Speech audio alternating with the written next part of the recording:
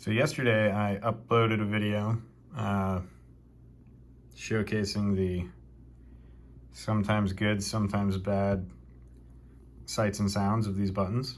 I have hence changed the switches in all of these, and you can tell because I removed the plastic cover cap thing. Or there's like a little piece of paper that goes in between the two pieces of the button assembly. And anyway, I'm gonna stop talking. I'm just gonna hold up the bag for each of these for the switches, and then I'm gonna hit the switch a bunch. So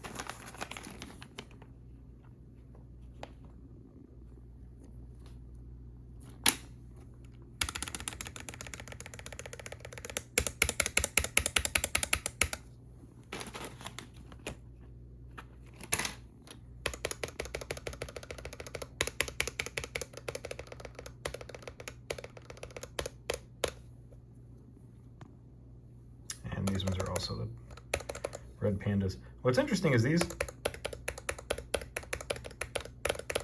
kind of sound different. I did do the little screw ring in the opposite direction, but the assembly is different for the Crown 202s with the purple ones versus the black ones. And I only had the one purple one, so it's difficult for me to describe it or to show you. But there's like a little extra piece of plastic that kind of holds the top in place, or rather the bottom half of the assembly, the button plunger, that kind of has little extra flares, little wings on it that go into the sides, and this does not. And I feel like you might not be able to see it. You can certainly feel it.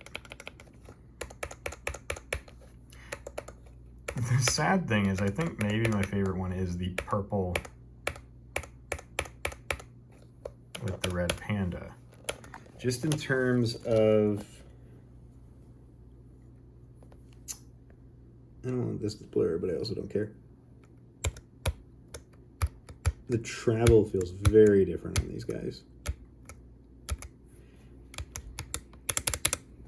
The other thing to notice too is the ping. Like,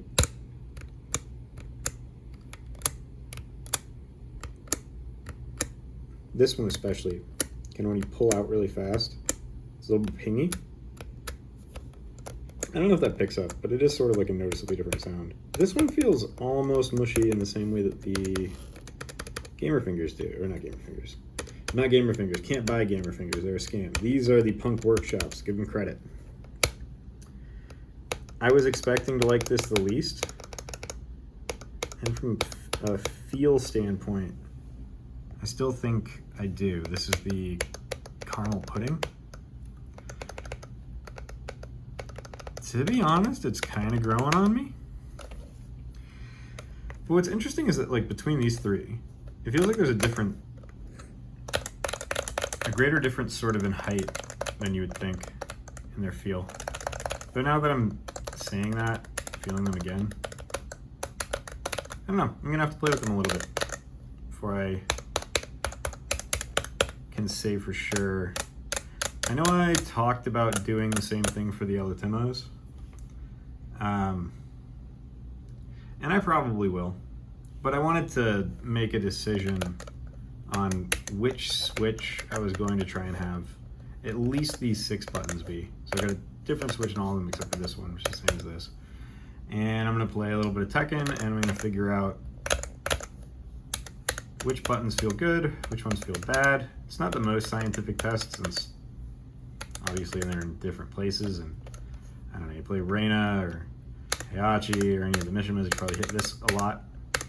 But you might hit this a lot. Might be going for your low, you know? A little low sweep with your this, you know, a little bit of that, a little bit of hit that, maybe twice, maybe do that, then hit that, you know, you do your little low, then your mid. Cool little action there, so maybe you need your, this one honestly should have been the Red Panda. Maybe you need, because I was going to say, maybe you need your fast deploying little punish, but they all feel really good. Even the caramel pudding, which when I felt the actual switch, I was really not in love with. The baby kangaroo, I feel like it probably sounds more rattly, but there's a noticeable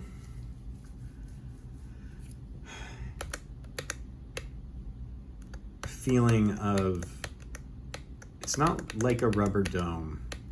It's maybe like a baby buckling spring.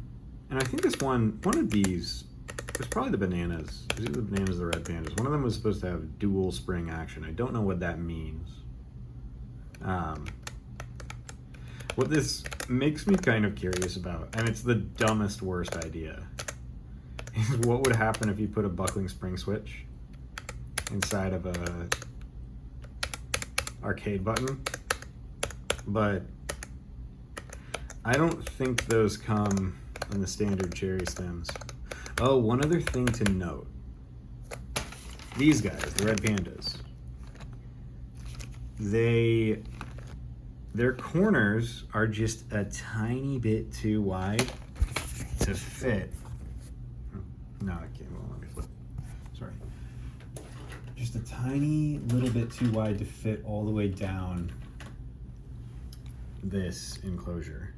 And generally speaking, the Crown 202s, there they come. They always have these little like weird toppers on them. I think you're maybe supposed to put these underneath so that when you screw in, it doesn't scratch the acrylic. I haven't done it because I don't really have space for it in between the keys, or in between the buttons. One conclusion I have drawn, and it was totally something that I anticipated. The silvers, the stock switches, these are terrible.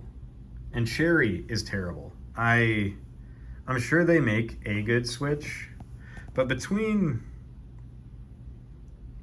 the fact that even normies are kind of realizing now that even though browns are the most popular switch, they're kind of shitty. And that you can get a Keychron for like $100 with some really,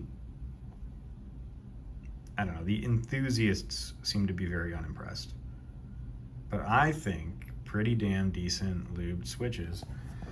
And I did put one of the red pandas under my escape key. And now my little Gengar key, that up to this point has always wobbled and fallen off, and I don't know, just always felt like I touched it and oh, it's gonna come off. Now I can escape. Now I can mash escape. If that's important. There's probably an example of a time when that's really important. And it just makes me feel better. So I love my little Gengar. He's so cute. It's just funny that the red pandas, with their really very aggressively pointy corners, it's closed. I'm not going to try to open it to show you. That I had to clip the edges with nail clippers. Actually, the first one that I did, and I only did two. The first one I just used sandpaper to file the edges down. But it's hard. Like none of the other ones that I really struggle with, but before doing that, I just could not line it up with the bottom of this guy. It was just task impossible for me. And I mean, nobody's watching these videos, but based on the experience that I had recently where the escape key pin broke,